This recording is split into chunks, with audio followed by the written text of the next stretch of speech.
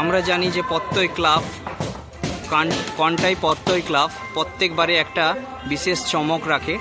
এবারেরও চমক রয়েছে, যেটা সেই চমকের সম্বন্ধে অবশ্যই জেনে নেব যে চমকটা কি, এবারের থিমটা কি।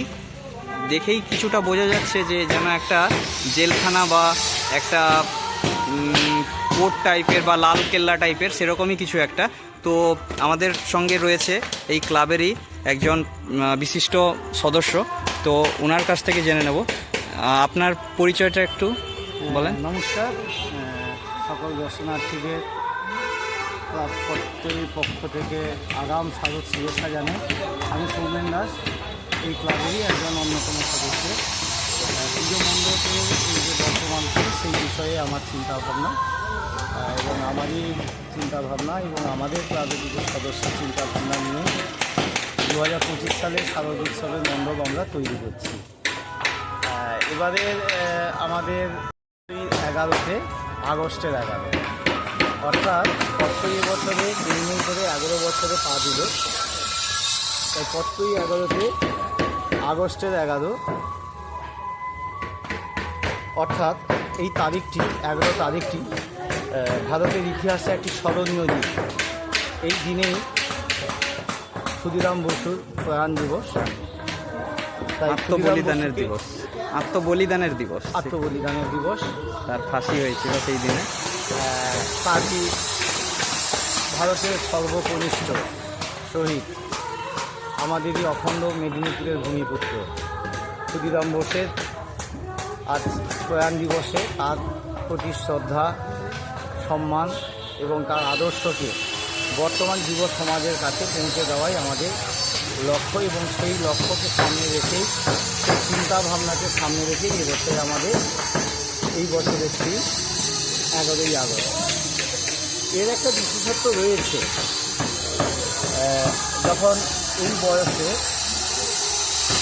আজকের যুব সমাজ মোবাইলে আসক্ত, দিশাহীনভাবে তাদের জীবনযাপন, কিন্তু ওই বয়সে ওই সময়কার ক্ষুদিরাম বসু ব্রিটিশদের দমন নীতি, অত্যাচার, অন্যায়ের বিরুদ্ধে তিনি নির্ভীকভাবে তাদের বিরুদ্ধে আন্দোলন গড়ে তুলেছিলেন এবং তার শৌর্য, তার দৃঢ়চেতা এবং ব্রিটিশ বিরোধী বা ভারত মাতার প্রতি যে স্বাধীনতার জন্য তিনি যে লড়াই দিয়েছেন, কিন্তু এই বয়সে কিশোর কিশোরীরা সেই আদর্শ বা সেই লক্ষ্য থেকে তারা বঞ্চিত হচ্ছে।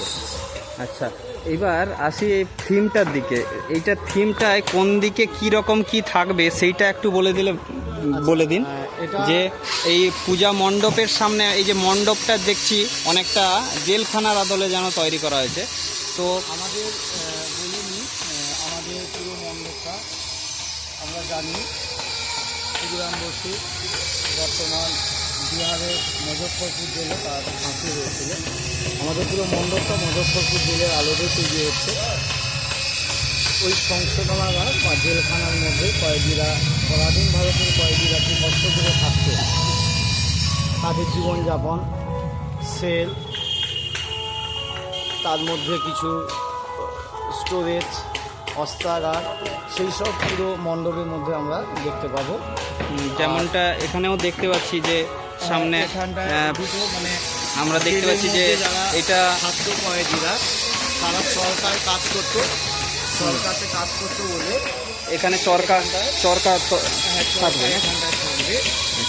এবং তারই ক্যাপশন মানে দেওয়া মোটা কাপড় মাথায় তুলে নিয়ে ভাই, এরকম দুটি ক্যাপশন দেওয়া হয়েছে। তারা এখানটায় জেলখানার মধ্যে কুয়োতে তারা স্নান করতো, কুয়ো একটা দেখানো হয়েছে। এটা কুয়োটা তো পুরো পার্মানেন্ট স্ট্রাকচার করে দেওয়া হয়েছে, স্ট্রাকচার করা হয়েছে।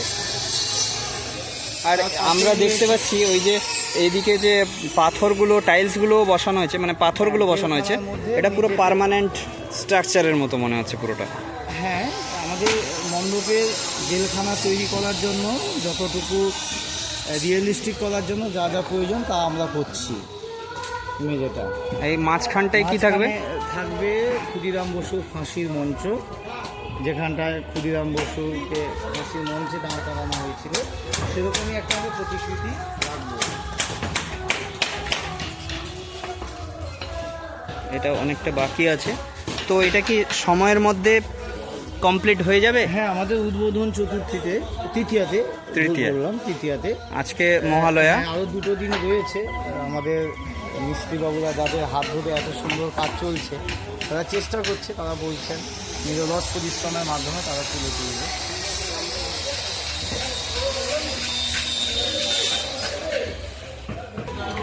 পাশেই রয়েছে বদ্ধ শেড।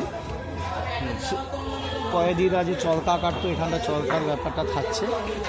এখানটা স্টোরেজ থাকছে, অর্থাৎ জেলখানার মধ্যে যেগুলো জিনিসপত্র, গুলি গোলা বালুর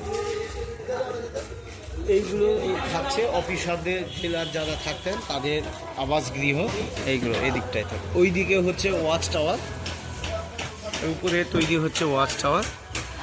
আচ্ছা, ওয়াচ টাওয়ারটা উপরে ওইখানটায় তৈরি হচ্ছে। হ্যাঁ, সামনে এখানটা ক্ষুদিরাম বসুকে শ্রদ্ধা জ্ঞাপনের জন্য একটা মূর্তি দিয়ে সেখানে তৈরি হচ্ছে। সেখানেও কিছু ক্যাপশন রয়েছে।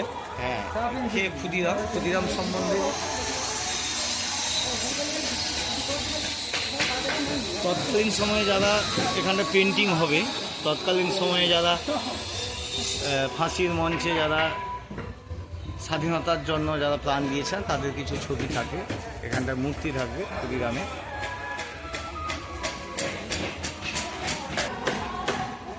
তো এই দিকটায় থাকবে সেলফি জোন, মানে সবাই তো ঠাকুর কম দেখতে আসে আর সেলফি তুলতে বেশি আসে। তো এদিকে সেলফি জোন, সবাই সেলফি তুলবে। তৈরি হচ্ছে। আর ওই সাইডটা এখনো তৈরি হয়নি, ওটা মানুষের ভয়েস অফ কন্টাক্ট বলে একটা ক্যাপশন থাকবে, যেখানে মানুষরা তাদের মতামত দিতে পারবে।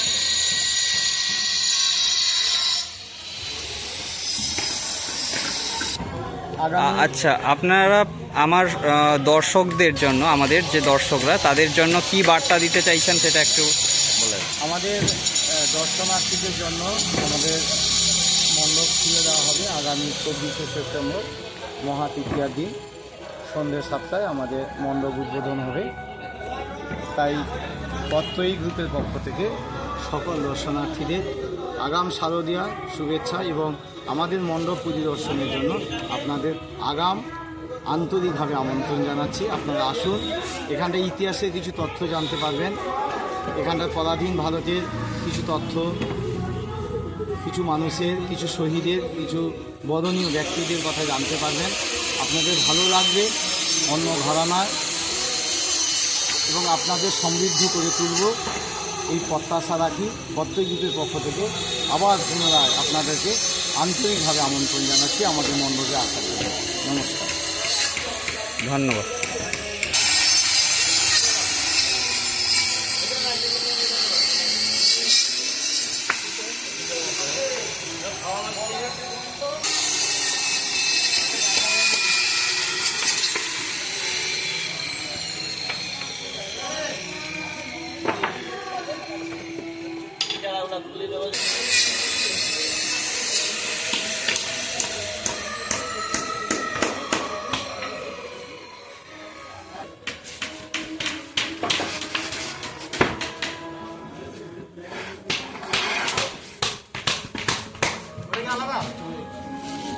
আলাদা